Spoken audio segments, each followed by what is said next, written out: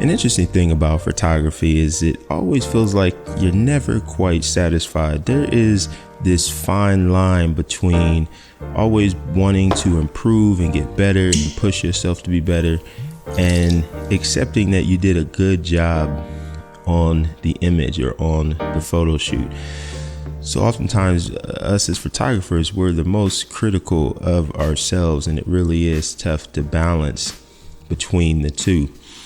Now, when I watch YouTube videos and they have titles like this video has, I don't like when it takes them forever to get to the point. So I'm going to tell you how I ruined my photo shoot. Number one, I tried to cram in too much stuff in a short amount of time. And number two, I prioritized YouTube over the photo shoot. So those are the cliff notes, but now let me jump into some details to explain that. So originally the model was supposed to get to the studio at 12:30, and we were going to have 2 hours to shoot. She had to be out of there by 2:45 because she had an appointment. And so she was going to get there at 12:30. We were going to have 15 minutes to kind of debrief, get ready, and then we were going to have 2 minutes to shoot, 2 hours to shoot. Now in that amount of time, I was planning to do 9 different lighting setups because the outfit that the model chose to wear, there really wasn't anything exciting about the outfit. No disrespect to the outfit, but the reality was there really wasn't anything exciting about it, and that's what she felt comfortable wearing because it was our first time shooting. So because there wasn't anything exciting about the outfit, I wanted to spruce up the photo shoot by doing a bunch of different lighting setups. So we were going to do 9 different lighting setups. I was going to shoot for roughly 8 minutes each time, and then that would give me 2 minutes to adjust the lights.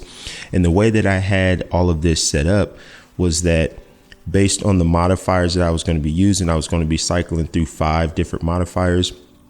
I basically had the lighting set up in a way to where it made sense, right? So if I was using a 48-inch deep pair in this configuration, the second one would be, 48 deep pair in a different variation with, 20-inch deep pair. And then, I did it that way so that way I could adjust the lighting setups very quickly and we could move through.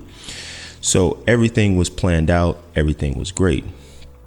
Problem is the model was late.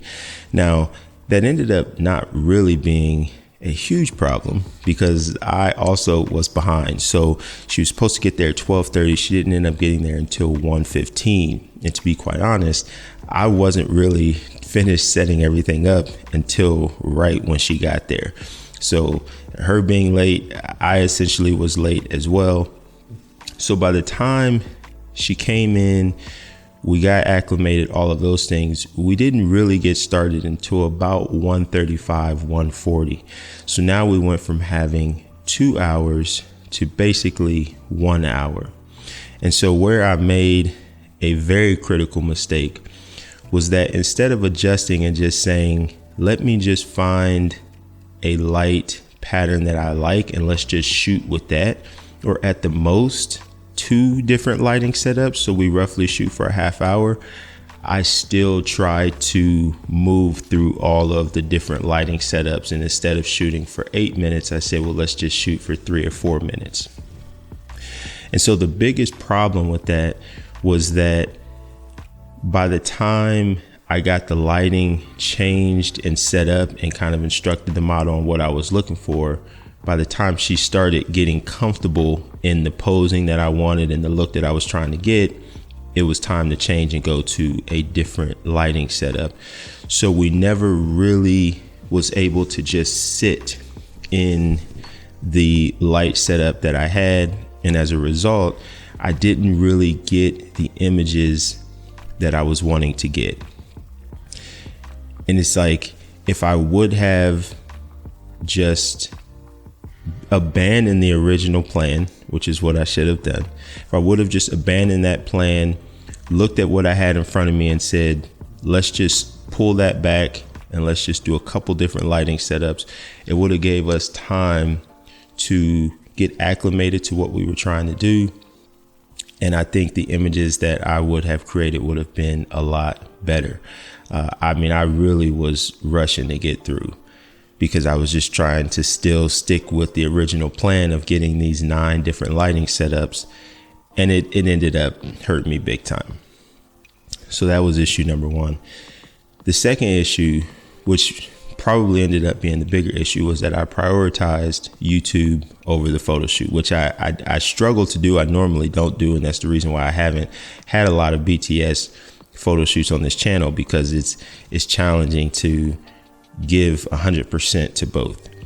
And so to be able to have the content for the YouTube, I was using my Action C mode to be able to record the screen. Now, unbeknownst to me at the time, I did not realize that on Canon cameras, when you use an external monitor in photo mode, you can't use the monitor and the screen at the same time. Cuts off the screen on the camera. You have to look at the monitor. When you're in video, it shows on both, but for whatever reason, Canon felt like you wouldn't need the screen if you were using an external monitor in photo mode.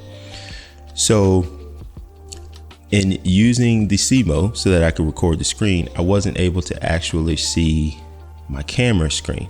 Now, you might think that that's not really a problem, but the reason why it was a problem was because I did not have the C mode attached to the camera, because I didn't think I was going to need to, and I didn't feel like finding things to even attach it to the camera. I was already running far behind anyway, so I actually had it sitting off to the left. So if I'm facing the camera right now talking to you, if you were the model, I had the C mode. I don't know if it's out of frame, but I had the C mode to the left, roughly 2.5 feet from where I was at, because I was only just planning to record the screen. I didn't need to look at it. Well, since that didn't work, I should have abandoned that, and instead of continuing to try to use it, I should have just said, nope, that's not going to work. I should have abandoned it, but I didn't. So the problem was that I had to look to the left to be able to see what I was doing. You are the model. I had to look to the left the entire time, and I had to look at it because I had to be able to frame the shot. I had to be able to know what I was doing. And so the biggest issue was that there was a big disconnect between me and the model, because the entire time I'm having to look to the left. So I'm never really looking at the model throughout the entire time that we shot, because I had to keep looking at this to make sure that my framing was what it needed to be, and that, everything was focused and all of those things, and that it was looking good. So in prioritizing that, there was a huge disconnect between me and the subject. There were entire sequences where I thought that she was looking at the camera and she was looking off, and I really couldn't tell, because again, I'm looking at my phone 2.5 feet away and moving quick.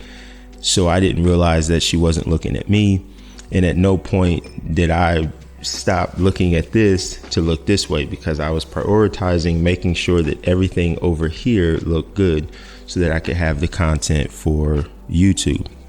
And then on top of that, I had another camera going, a real camera going, to be able to get additional footage. And then I also had a GoPro. So I'm trying to manage all of these things to be able to get this content for YouTube. And it took almost all of my focus away from the actual photo shoot itself. As I mentioned, I was very disconnected from the model, and I just wasn't really paying attention to what I needed to do. And as a result, the photo shoot definitely suffered because of that. And so, lesson learned, I do want to continue to do photo shoots where I have the content for YouTube. But the lesson learned is that, number one, I need to be more prepared. I should have known the issue with the monitor. I did not check that before the shoot. I should have known. I should have had more stuff prepared the night before. I didn't. So there were a lot of things that I could do different to put me in a better position for success. But this just goes to show that sometimes photo shoots just don't go the way you want. And sometimes it's attributed to the model. A lot of times it's attributed to you as the photographer. Sometimes it's attributed to life, the world, things just happen. But you kind of just have to pick yourself up and just say it is what it is and just keep moving forward.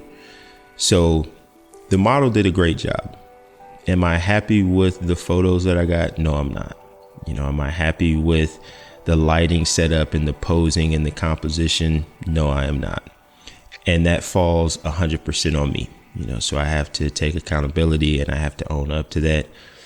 And that's just the way it goes sometimes. And as a photographer, you have wins, you have losses, and this one definitely goes in the loss category. Now, of course, I will, try to salvage what I can and work with what I have. It is what it is. But at the end of the day, this was a loss, and that loss was on me. So on that note, cheers to the next one.